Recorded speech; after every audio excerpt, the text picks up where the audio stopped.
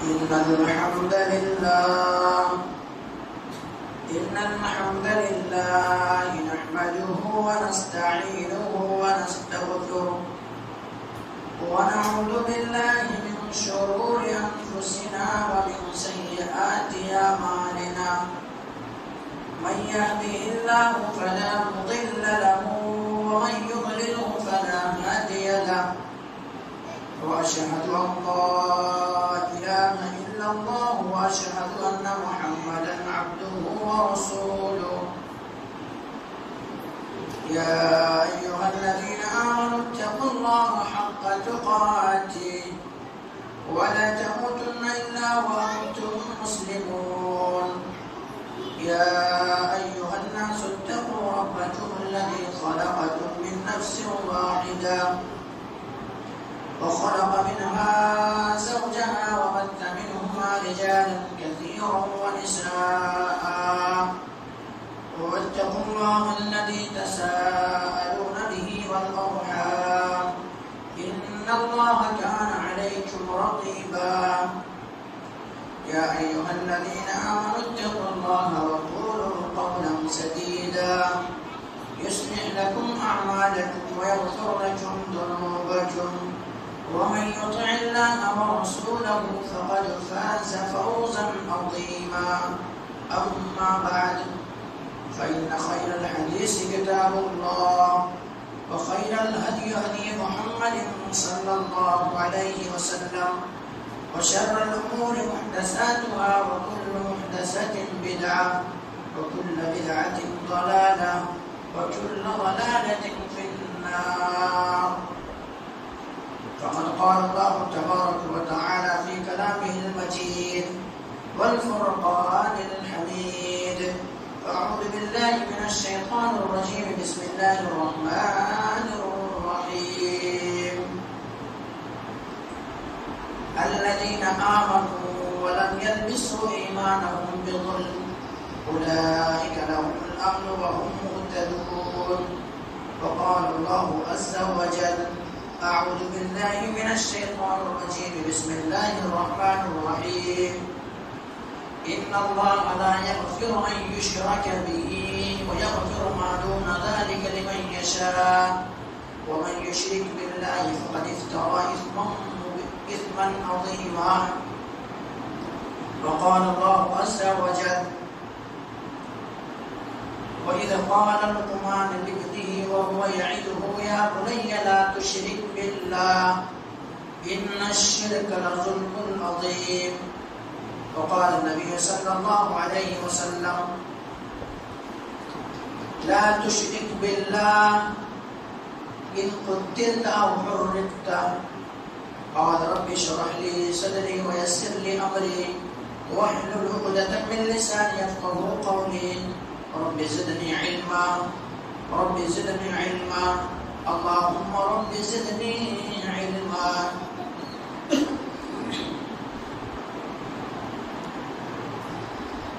سبحانك لا علم لنا إلا ما علمتنا إنك أنت العليم الحكيم.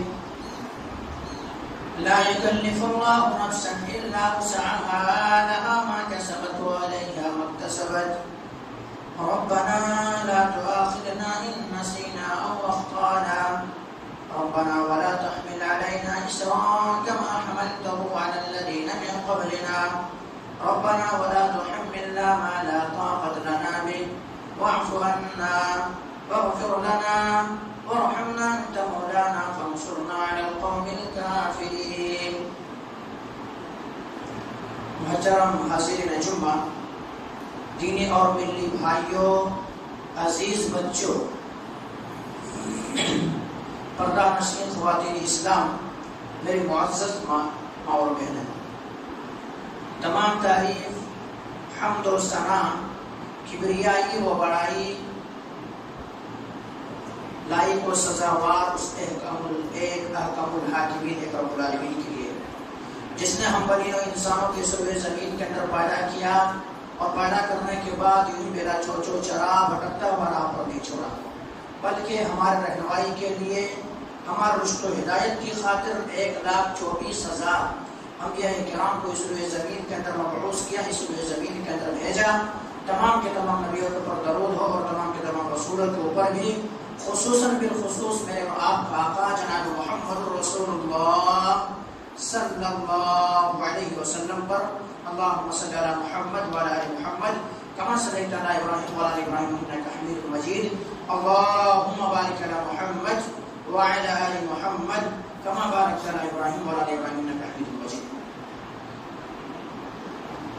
محترم سامعین کرام، میں نے آپ حضرات کے سامنے قرآن مقدس سے 3 آیت تلاوت کی ہے۔ آیت مختلف جگہوں سے ہے۔ پہلی آیت جو آپ حضرات کے سامنے پیش کی گئی ہے، پڑھی گئی ہے، وہ سورہ انعام سے ہے اور 80 پر 2 ہے۔ دوسری آیت جو آپ حضرات کے سامنے پڑھی گئی ہے وہ سورہ نساء کی ہے اور آیت 40 پر 8 ہے۔ تیسری آیت جو آپ حضرات کے سامنے پڑھی گئی ہے وہ سورہ لقمان سے ہے اور آیت 13 ہے۔ اس مناسبت سے آج میں آپ حضرات کے سامنے بیان کروں گا، شرک بہت بڑا گناہ ہے۔ شرک بہت بڑا گناہ ہے۔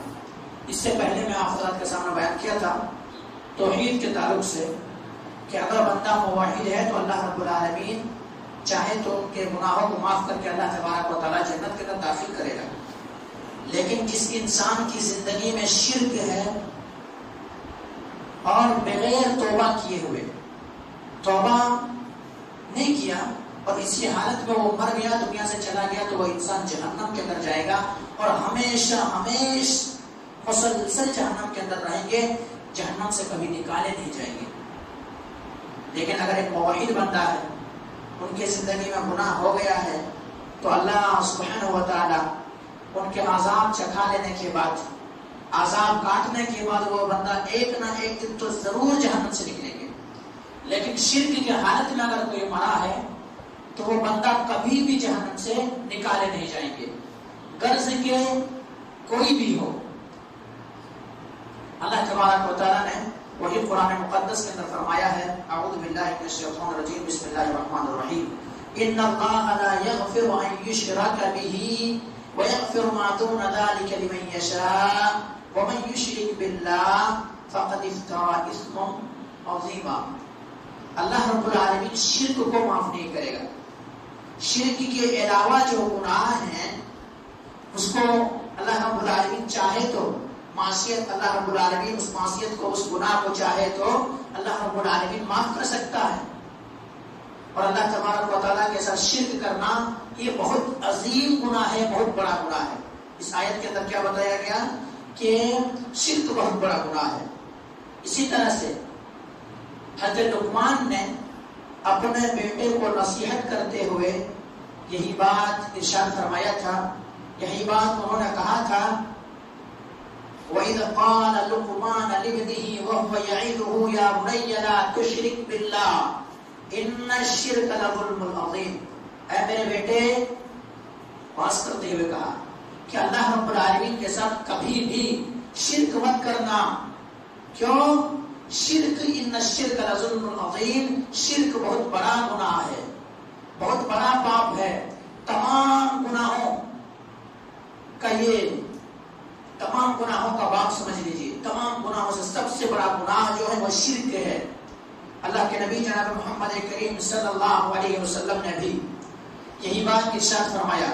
صحابہ کرام جلوہ افروز تھے، نبی کریم صلی اللہ علیہ وسلم بھی بیٹھے ہوئے تھے، نبی کریم صلی اللہ علیہ وسلم کی زبان اثر سے ایک آواز آتی ہے، ایک ندا آتی ہے، نبی کریم صلی اللہ علیہ وسلم صحابہ کرام کی طرف مخاطب ہوتے ہیں، اور مخاطب ہونے کے بعد نبی کریم صلی اللہ علیہ وسلم کہتے ہیں، الا انبئکم باکبر الکبائر، الا انبئکم باکبر الکبائر، الا انبئکم باکبر الکبائر۔ اے میرے ساتھی، اے میرے صحابہ، کیا میں تمہیں سب سے بڑے گناہ کے تعلق سے نہ بتا دوں، سب سے بڑا پاپ کے تعلق سے نہ بتا دوں کہ اللہ رب العالمین کی زمین میں سب سے بڑا گناہ کیا ہے، سب سے بھیانک ظلم کیا ہے، اس کے تعلق سے نہ بتا دوں؟ صحابہ کرام نے کہا، قالوا بلا یا رسول اللہ، اے اللہ کے نبی جناب محمد رسول اللہ صلی اللہ علیہ وسلم ضرور بتلائیں، آپ ضرور بتلائیں۔ آپ صلی اللہ علیہ وسلم نے کہا، الاشراک باللہ والعقوق الوالدین، شرک کرنا، اللہ رب العالمین کے ساتھ کسی کو شراکت اور کسی کو پارٹنر اور ساجی سمجھنا، ان اللہ رب العالمین کے علاوہ کسی اور کی عبادت کرنا، الاشراک باللہ، شرک بہت بھیانک ظلم ہے، بہت بڑا گناہ ہے۔ والعقوق الوالدین، اور والدین کی نافرمانی کرنا، والدین کی بات نہ ماننا، والدین کے کہا نہ ماننا، والدین کو برا بھلا القاب سے پکارنا، والدین کے ساتھ بدتمیزی سے پیش آنا، یہ بھی بہت بھیانک ظلم ہے، بہت بڑا ظلم ہے۔ آج ہمارے معاشرے کے اندر دیکھ لیں یہ دونوں چیز عام ہے۔ آج بچہ ٹی وی کے سامنے بیٹھا ہوا ہے، یا بچی ٹی وی کے سامنے بیٹھی ہوئی ہے، یا دیگر دوستوں سے بات کرتے ہوئے مشغول ہے، یا واٹس ایپ میں کسی سے چیٹنگ کرنے میں مشغول ہے۔ ایسے موقع پہ والدہ آواز دیتی ہے یا والد محترم بلاتا ہے، ایسے گھڑی میں کیا کرتا ہے کہ ان کی بات کو نظر انداز کر دیا جاتا ہے۔ نظر انداز کر کے کبھی کبھی ایسا ہوتا کہ والدین کو برا بھلا کہنے پر تل جاتا ہے۔ ایسا ہے، بعض تو ایسے بدنصیب ہیں، بعض ایسے بدنصیب ہیں جن کے پاس والدین زندہ ہے، حالانکہ والدین اللہ کے نبی جناب محمد رسول اللہ صلی اللہ علیہ وسلم نے والد کو جنت کا دروازہ قرار دیا ہے۔ والد جو ہے، باپ جو ہے، جنت کا دروازہ قرار دیا ہے، اور والدین جو ہے ان کے قدموں کے نیچے جنت قرار دیا ہے۔ لیکن یہ ان کے پاس دونوں چیز رہنے کے باوجود بھی ماں باپ کی قدر نہیں کرتے، ماں باپ کی قدر نہیں کرتے۔ تو آج معاشرے کے اندر کیا ہے، ماں باپ کی نافرمانی ہو رہی ہے، ماں باپ کی کیا قدر نہیں کیا جا رہا ہے میرے بھائی۔ حالانکہ اللہ کے نبی جناب محمد رسول اللہ صلی اللہ علیہ وسلم نے فرمایا الاشراک باللہ، اللہ رب العالمین کے ساتھ شرک کرنا، اور اس کے فوراً بعد نبی کریم صلی اللہ علیہ وسلم نے فرمایا والعقوق الوالدین، والدین کی نافرمانی کرنا، پیرنٹس سے ماتا پتا کی نافرمانی کرنا، ماں باپ کی نافرمانی کرنا، یہ بھی بہت بڑا گناہ ہے، بہت بڑا گناہ ہے۔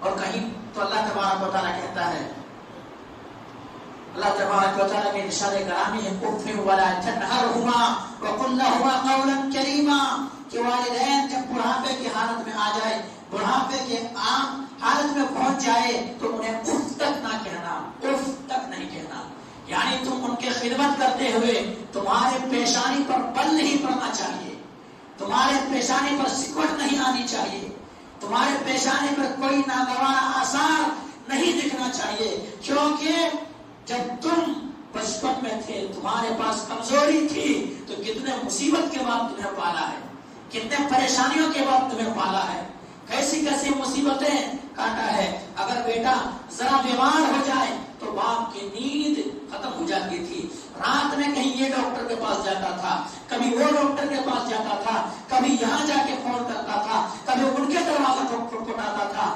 لیکن کہتا تھا میرے بیٹے کو آرام کیسے مل جائے۔ اور ماں اگر بچہ پیشاب کر دے تو اس پیشاب گیلی بستر پہ ماں سو جاتی تھی اور اپنے جسم سے ٹچ کر کے اس بستر کو گرم کرتی تھی، پھر ادھر پیشاب کر دیے ماں ادھر سلا دیے، ادھر پیشاب کر دیے ماں ادھر سلا دیے، تو وہی ماں تم کو کتنے مصیبتوں کے بعد پالا ہے۔ اسی لیے کیا کرنا، اف ولا تنہرہما، کہ اف تک نہ کہنا ماں باپ کو، اف تک نہ کہنا۔ ہمارے معاشرے کے اندر دیکھ لیں ماں باپ کی کتنے نافرمانیاں ہو رہی ہے، اور اگر کوئی انسان ماں باپ کی نافرمانی کرتا ہے، ماں باپ کی ناقدری کرتا ہے، ماں باپ کو عزت و احترام سے نہیں دیکھتا ہے، ماں باپ کی خدمت نہیں کرتا ہے، ایسے انسان کا عذاب بڑا ہی خطرناک ہے، بڑا ہی خطرناک ہے۔ اللہ تبارک و تعالیٰ ایسے انسان کو دنیا کے اندر بھی عذاب کبھی کبھی بتاتا ہے، دنیا کے اندر بھی کبھی کبھی دکھاتا ہے، جو ماں باپ کے نافرمان ہے، ماں باپ کے جو نافرمان ہے۔ آئیے میں ایک بات کہوں، اس کے بعد میں آپ حضرات کے سامنے شرک کے تعلق سے بیان کروں گا۔ سر میرا موضوع خطابت ہے شرک، لیکن حدیث کے اندر آ گیا ہے کہ وہ والدین کی نافرمانی کرنا بھی بہت بڑا گناہ ہے، ایسے پاپ ہے۔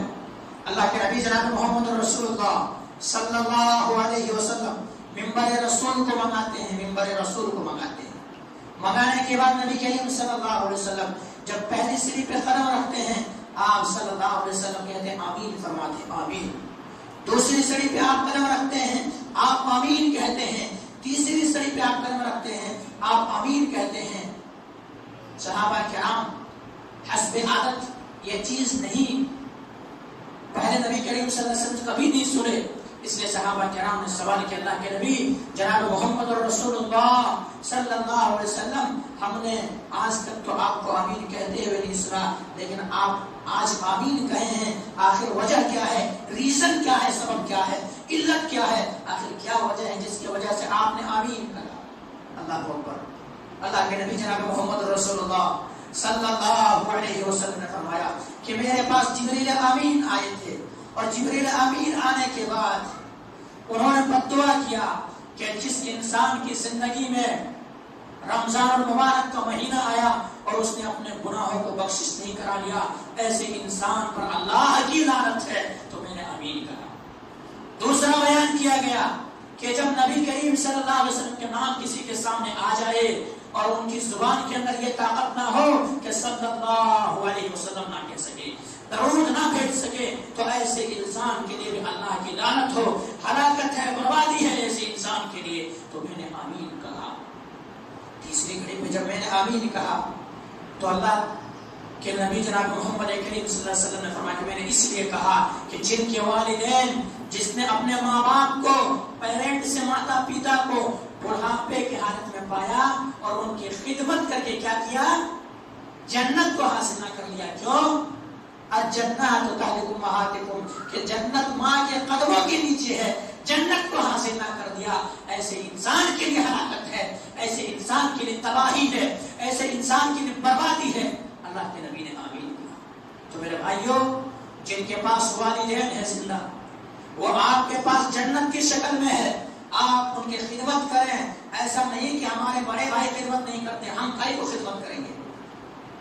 کبھی ایسا ہوتا ہے کہ ہمارے چھوٹے بھائی نہیں خدمت کرتے تو ہم کیوں خدمت کریں گے، ایسا ہوتا ہے۔ اور کبھی کبھی تو ایسا ہوتا ہے کہ اگر کسی کے پاس 4 اولاد ہے، 4 اولاد ہے، چاروں کو بانٹ دیا جاتا کہ آپ کے گھر 1 ہفتے، آپ کے گھر 1 ہفتے، آپ کے گھر 1 ہفتے، آپ کے گھر 1 ہفتے۔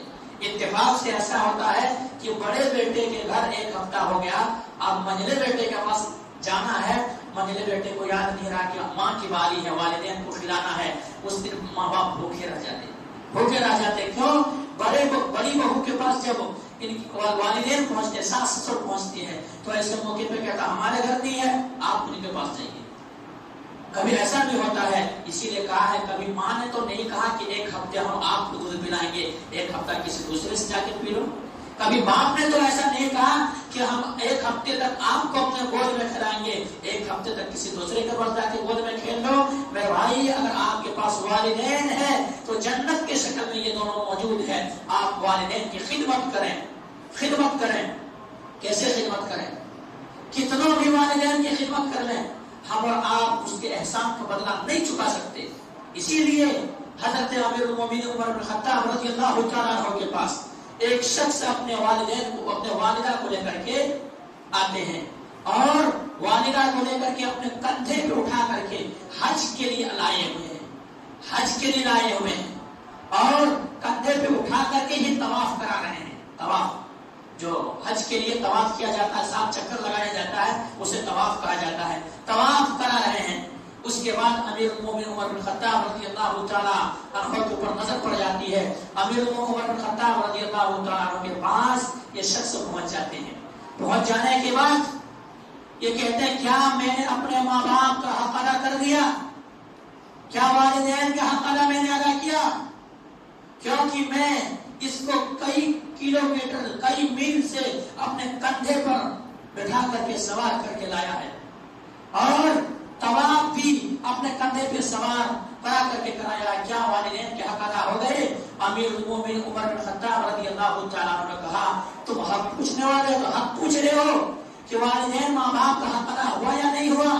سنو، تمہاری ماں جب تمہاری پیدائش ہو رہی تھی، جب ولادت ہو رہی تھی، اس موقع پہ تمہاری ماں جو ایک سانس، ایک کراہ جو لیے تھے، اس کراہ اور اس سانس کا حق ادا نہیں کیے۔ تم کہتے ہو کہ ماں باپ کا حق ادا ہوا یا نہیں ہوا؟ تو والدین کی خدمت اگر زندگی بھر انسان کرے تو کیا ہے، ان کی خدمت اور ان کا احسان کا بدلہ نہیں چکا سکتے میرے بھائی. اس لیے اللہ کے نبی نے کہا وَعُقُوقُ الْوَالِدَيْنِ، والدین کے ساتھ نافرمانی کرنا، والدین کی ناقدری کرنا، والدین کو برا بھلا کہنا، والدین کو چھڑکنا تو دور کی بات ہے، اف ولا تنہرہما، کہ اف تک نہیں کہنا، اف تک نہیں کہنا. آج کیا ہوتا ہے، بیوی اگر دیندار ہے تو الگ مسئلہ ہے، لیکن سب سے پہلے شادی کر کے جب لاتا ہے 1 مہینے 2 مہینے 3 مہینے 4 مہینے 1 سال کے بعد سب سے پہلے یہ بیوی اتنا خطرناک ہے، یہ بیوی اتنا خطرناک ہے کہ عورت ہے، عورت کو مصیبت کو نہیں سمجھ سکتی. سب سے پہلے یہی مطالبہ کرتی ہے تمہیں ماں پیارا ہے یا میں پیاری، تمہیں ماں چاہیے یا بیوی چاہیے. یہ شوہر جورو کا غلام، بیوی کا غلام، یہ کہتا نہیں ماں نہیں آپ چاہیے، ماں نہیں آپ چاہیے مجھے. ماں ناراض ہو جائے کوئی مسئلہ نہیں ہے، آپ ناراض نہیں ہونا. گھر چھوڑ دیتے، محلے چھوڑ دیتے، گاؤں چھوڑ دیتے، ماں باپ کی نافرمانی پہ اتر آتے ہیں میرے بھائی. آپ کے لیے کیا ہے، ہلاکت و بربادی ہے اگر آپ ایسے کر رہے ہیں تو. کیوں؟ والدین جنت کا دروازہ ہے، ایک کے نیچے جنت ہے، اس لیے والدین کی نافرمانی نہیں ہونی چاہیے. تو اللہ کے رسول نے کہا تھا اور حقوق الوالدین، اللہ رب العالمین کے ساتھ شرک کرنا ہو، الاشراک باللہ اور حقوق الوالدین، اور والدین کی نافرمانی کرنا. تو شرک جو ہے، شرک اگر کوئی انسان کرتا ہے تو شرک بھی بہت بھیانک ضرور ہے. سب سے پہلے گناہ جان لیں، اگر کوئی مشرک ہے ان کے نام اعمال آسمان تک نہیں اٹھایا جاتا ہے. ہر روز پیر و جمعرات کو، پیر کے دن اور جمعرات کے دن، بات سمجھ میں آ رہی، پیر و جمعرات کے دن نام اعمال آسمان پہ اٹھایا جاتا ہے، نام اعمال آسمان پہ چڑھایا جاتا ہے، لیکن تمام لوگوں کو بخش دیا جاتا ہے، تمام لوگوں کو بخش دیا جاتا ہے، سوائے 2 انسان ایسے ہیں جن کو نہیں بخشا جاتا ہے، جن کو نہیں بخشا جاتا ہے. ایک مشرک جو اللہ رب العالمین کے ساتھ شرک کرتا ہے، ان کے نام اعمال اوپر ہی نہیں چڑھتا. اللہ رب العالمین کہتا ہے پروسیسنگ میں ہے، ابھی اس کو پینڈنگ میں رکھ دو، ابھی اس کو رکھو اسی حالت میں. اگر یہ شرک سے توبہ کرتا ہے، اگر یہ پلٹ کر کے آ جاتا ہے، اللہ رب العالمین نافرمانی کو چھوڑ دیتا ہے، جو رب تبارک و تعالیٰ کے ساتھ شراکت کر رہا ہے اس کو چھوڑ دیتا ہے، تب تو ٹھیک ہے، ورنہ اسی حالت میں رہنے دو.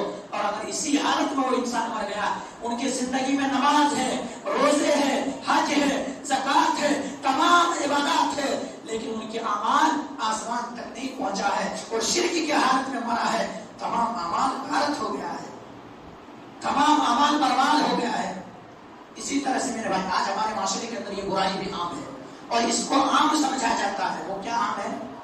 مسلمان دوسرے مسلمان سے لڑے ہوئے، بھائی سے کٹا ہوا ہے، دوست سے کٹا ہوا ہے، ایک محلے کے اندر رہتا ہے، ایک گاؤں کے اندر رہتا ہے، ایک جگہ رہتا ہے، دونوں کے اندر امن ہو گئی ہے، تنازع ہو گیا ہے، جھگڑے ہو گئے ہیں، اختلاف ہو گیا ہے. ظاہر سی بات ہے جہاں 4 برتن ہے وہیں پہ آواز آئے گی، جہاں 4 برتن ہے وہیں گرنے کی آواز آئے گی، اختلاف وہیں پر ہوں گے. تو یہی معاشرہ ہے، سوسائٹی ہمارا یہی ہے. سوسائٹی کے اندر آپ سب مل کر کے رہتے ہیں، سب جڑ کے رہتے ہیں، تبھی سوسائٹی بنتا ہے، تبھی سماج بنتا ہے، تبھی معاشرہ بنتا ہے. تو کبھی اونچ نیچ ہو جاتی ہے، انسان سے اونچ نیچ ہو جاتی ہے، شیطان ورگلا دیتا ہے، غصے اور ناراضگی ان دونوں کے درمیان پیدا ہو جاتا ہے. لیکن پھر کیا ہے، اسی ناراضگی کو ہمیشہ اگر کوئی برقرار رکھتا ہے تو ان کے نام اعمال بھی آسمان تک نہیں اٹھایا جاتا ہے، آسمان تک نہیں اٹھایا جاتا ہے. میرے بھائی تو اس لیے اگر بھائی سے ناراض ہے تو بھائی سے بھائی کے گلے مل لیں، دوست سے ناراض ہے دوست سے مل لیں. کیوں؟ اللہ کے نبی جناب محمد رسول اللہ صلی اللہ علیہ وسلم فرمایا کہ اگر کوئی شخص اپنے بھائی سے زیادہ 3 دن تک ناراض رہ سکتا، 3 دن تک، 3 دن کے بعد بھی ناراضگی ہے، جب تک کہ دونوں کے اندر محبت پیدا نہیں ہو جاتی ہے، دونوں مل نہیں لیتے ہیں، آپسی تعلقات کو کیا ہے اچھے محبت میں، نفرت کو محبت میں تبدیل نہیں کر لیتا ہے. اگر وہ عبادت کرے گا، عبادت قبول نہیں ہے، عبادت قبول نہیں ہے. آج ہمارے معاشرے کے اندر یہ عام بات ہے نہیں ہے، ایک دم معمولی ہے یہ بات. کئی سالوں سے وہ ناراض ہے، میں اس سے بات نہیں کر رہا. کئی وہ کیا بات کرنا ان سے، وہ انسان ہے کیا جانور ہے؟ میں اس سے ناراض ہوں. میرے بھائی آپ عبادت کر رہے ہیں, آپ نماز پڑھ رہے ہیں, آپ صدقہ و خیرات کر رہے ہیں, آپ روزے رکھ رہے ہیں, آپ دیگر عبادت کر رہے ہیں, آپ کے روزے قبول نہیں, نماز قبول نہیں, زکات قبول نہیں, حج قبول نہیں, کوئی عبادت قبول نہیں ہے, کیونکہ آسمان تک نہیں پہنچا ہے, ابھی اللہ رب العالمین بارگاہ میں نہیں پہنچا ہے. اور اگر فرشتے لے کے بھی پہنچ رہے ہیں تو اللہ تبارک و تعالیٰ کہہ ابھی رہنے دو, جب تک کہ دو بھائی کے درمیان جو اختلاف ہوا ہے وہ اختلاف ختم نہیں ہو جاتا, تب تک نام اعمال اسی حالت میں رہنے دیا جائے. اور اگر اسی حالت میں انسان مر گیا تو وہ جنت کے اندر نہیں جائے گا. کتنے بڑے وعید ہیں. ہم آپ کیا سمجھتے ہیں ہمارے اور آپ کے یہاں پہ جو لڑائی بھڑائی مار کٹائی یہ عام ہے, یہ عام ہے. چھوٹی چھوٹی باتوں میں تلواریں نکل جاتی ہیں, چھوٹی چھوٹی باتوں میں ایک دوسرے کو مارنے کے لیے تیار ہو جاتے ہیں, چھوٹی چھوٹی باتوں میں ایک دوسرے کو گالی گلوچ کرنے کے لیے تیار ہو جاتے ہیں, چھوٹی چھوٹی باتوں میں ایک دوسرے کو سینہ دکھانے کے لیے تیار ہو جاتے ہیں. لیکن نہیں میرے بھائی, نہیں. مسلمان ایک دوسرے مسلمان کے لیے جسم کی مانند ہے. اگر جسم کے ایک حصے کو اگر کوئی تکلیف پہنچتا ہے تو پورے جسم محسوس کرتا نہیں کرتا. اور یہ کبھی یہ محبت دیکھنے کو ہمارے آپ کی نظروں کے سامنے آتی ہے.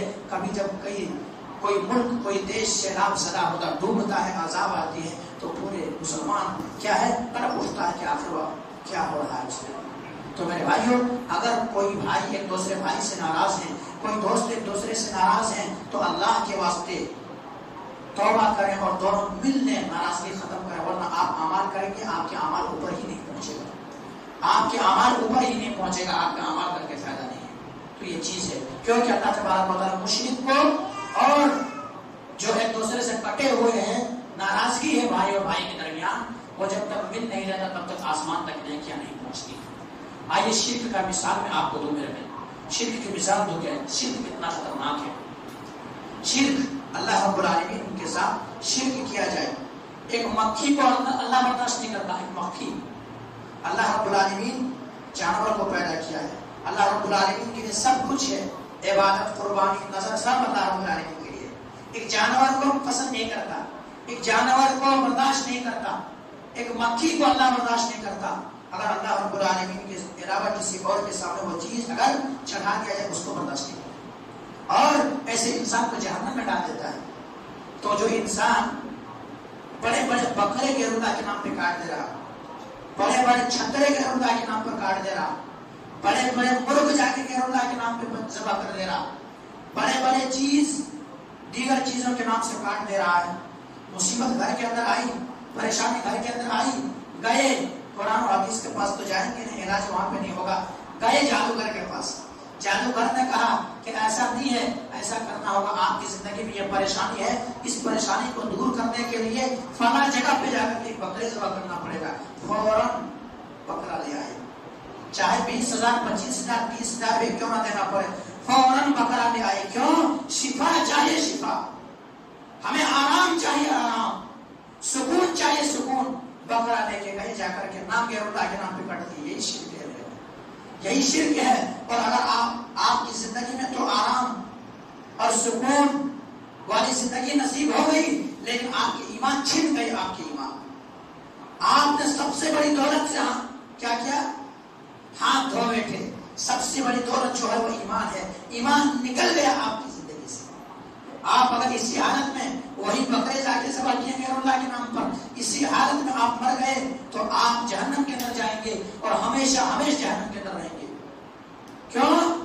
اللہ تبارک و تعالیٰ نے فرمایا ہے ان اللہ لا یغفر ان یشرک به ویغفر ما دون ذلک لمن یشاء ومن یشرک باللہ فقد افترى اثما عظیما. اللہ تبارک و تعالیٰ شرک کو معاف نہیں کرے گا, شرک کو معاف نہیں کرے گا. اسی لیے لقمان حکیم نے کہا تھا ان الشرک لظلم عظیم, شرک بہت بھیانک ظلم ہے, بہت بڑا گناہ ہے, بہت بڑا پاپ ہے. آئیے میں بتا ہی رہا تھا کہ اللہ جانور تو بکرے کہاں, مرغے کہاں, دیگر چیزیں کہاں, اللہ سبحانہ و تعالیٰ ایک مکھی کو نہیں پسند کرتا کہ اگر غیر اللہ کے نام پر ذبح کیا جائے, غیر اللہ کے نام پر چڑھایا جائے. آئیے میں بتاؤں, طارق بن شہاب کی روایت ہے, موقوف روایت ہے. یہ اللہ کے نبی جناب محمد رسول اللہ صلی اللہ علیہ وسلم صحابہ کرام کے درمیان بیٹھے ہوئے تھے. نبی کریم صلی اللہ علیہ وسلم نے صحابہ کرام کو ایک واقعہ سنایا نبی کریم صلی اللہ علیہ وسلم کے زمانے سے پہلے کی ایک واقعہ سنائے کہ میں ایک واقعہ ایسے بیان کر رہا ہوں، ایک بات ایک قصے ایسے تمہیں سنا رہا ہوں، بغور سنے اس کو۔ صحابہ کرام کے کان ہیں، نبی کریم صلی اللہ علیہ وسلم کے تو متوجہ ہو گئے، کان کو کھڑے کر دیے۔ نبی کریم صلی اللہ علیہ وسلم جب کوئی بیان کرتے تھے تو سوتے نہیں تھے۔ آج بیان ہوتا ہے آدمی خراٹا رہتا ہے، آج بیان کرتا ہے آدمی سو کے رہتے ہیں۔ نبی کریم صلی اللہ علیہ وسلم جب بیان کرتے تھے تو نبی کریم صلی اللہ علیہ وسلم کے چہرے انور کی طرف صحابہ کرام نظریں جما دیتے تھے، اپنے کانوں کو کھڑے کر دیتے تھے اور وہ کہتے تھے یا تو ہمیں کسی بات کا حکم دیا جائے گا یا پھر کسی چیز سے روکا جائے گا، کسی چیز سے روکا جائے گا۔ کیا ہوا؟ اللہ کے نبی جناب محمد رسول اللہ صلی اللہ علیہ وسلم نے فرمایا کہ دو شخص تھا، دو دوست تھے، وہ دونوں سفر کر رہے تھے۔ کیا سفر کر رہے تھے؟ سفر کرتے کرتے ایک جگہ سے گزر ہوا دونوں کا، وہاں پہ ایسا تھا کہ وہاں پہ ایک بڑا سا بت رکھا ہوا تھا، بڑا سا بت رکھا ہوا تھا، اور وہاں کے لوگ جو تھے ان لوگوں کا ایک اصول تھا کہ جب تک اس کو خوش نہ کرے، اس کے سامنے کوئی چیز چڑھائے نہ، ان کو خوش کرنے کے لیے کوئی نذرانہ نہ پیش کرے، ان کو اس راستے سے گزرنے نہیں دیا جاتا تھا، اس راستے سے پار ہونے نہیں دیا جاتا تھا، اس راستے سے نکلنے نہیں دیا جاتا تھا۔ اگر آپ کو اس راستے سے نکلنا ہے، راستے سے گزرنا ہے، تو آپ کو کچھ نہ کچھ چڑھا کر کے جانا پڑے گا، کچھ نہ کچھ چڑھا کر جانا پڑے گا۔ دونوں کے سامنے باتیں ہو رہی ہے، ایک دونوں نے کہا کہ ہمارے پاس کچھ نہیں، ہم کیا چڑھائیں گے، ہمارے پاس کچھ بھی نہیں، ہم ان کو خوش کرنے کے لیے، بدھ کے سامنے خود کو خوش کرنے کے لیے ہم کیا چڑھائیں گے، نہیں چڑھا سکتے، کچھ ہے ہی نہیں ہمارے پاس۔ ان لوگوں نے مشورہ دیا ہم اصول کو تو نہیں بدل سکتے، ہمارا یہ ایجنڈا ہے، ہم اس کو تو ختم نہیں کر سکتے، اصول تو اصول ہے، جب تک نہیں چڑھاؤ گے ادھر سے گزر نہیں سکو گے۔ آخر ان لوگوں نے ہی مشورہ دیا کہ ایک مکھی کو پکڑ لیا جائے، مکھی کو پکڑ لیا جائے، اور مکھی کو پکڑنے کے بعد ان کی گردن کو مروڑ دیا جائے، گردن کو مروڑ دیا جائے اور اس کو چڑھا دیا جائے۔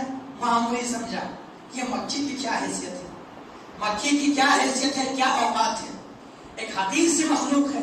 مکھی کو اگر چڑھا کر کے میں نکل جا رہا ہوں، اگر راستہ مل جا رہا ہے تو کیا مسئلہ ہے؟ انہوں نے معمولی سمجھا اور مکھی کو پکڑا اور چڑھا کر کے نکل گیا، چڑھا کر کے نکل گیا، وہ انسان جہنم کے اندر گیا، وہ انسان جہنم کے اندر گیا۔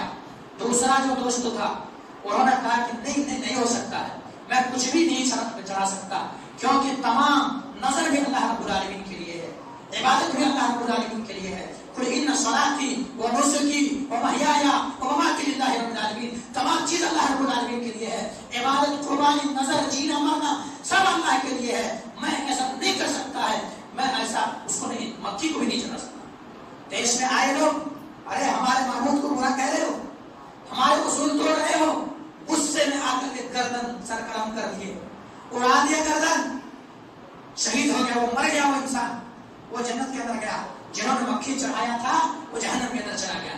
آج لوگ پیری فقیری میں آ کر کے موکل اور تیسرے عاملوں کے پاس جا کر کے، جادوگر و کاہن کے پاس جا کر کے اپنے ایمان تک بھیج دے رہے ہیں، جو کہہ رہے ہیں بس ہمارے جان کو سکون چاہیے، ہم کچھ بھی کرنے کے لیے تیار ہیں۔ میرے بھائی غور و فکر کریں، اگر آپ کی زندگی میں یہ گناہ ہو گیا ہے، یہ پاپ ہو گیا ہے، تو آپ توبہ کر لیں، بغیر توبہ کے مر گئے جنت کے اندر نہیں جا سکیں گے۔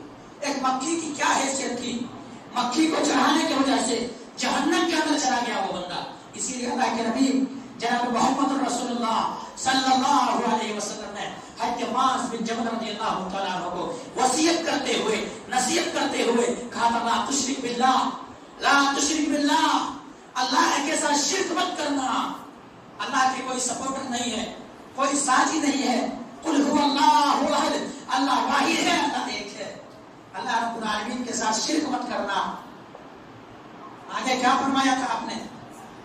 آگے کہا تھا صلی اللہ علیہ وسلم نے کہ وہ قتلت اور حرمت، اگر تمہیں قتل کر دیا جائے، قتل کرا لینا گوارا کر لینا، اپنے جسم کو موٹی موٹی کرا لینا گوارا کر لینا، اور حرمت کا آج یہاں جلا دیا جائے جلوا لینا گوارا کر لینا، لیکن اللہ رب العالمین کے ساتھ شراکت ہو، شرک کرنا گوارا نہیں کرنا، کہ شرک کی حالت میں مرو گے، جنت حرام ہے، جنت کے اندر نہیں جا سکو گے، نہیں جا سکو گے۔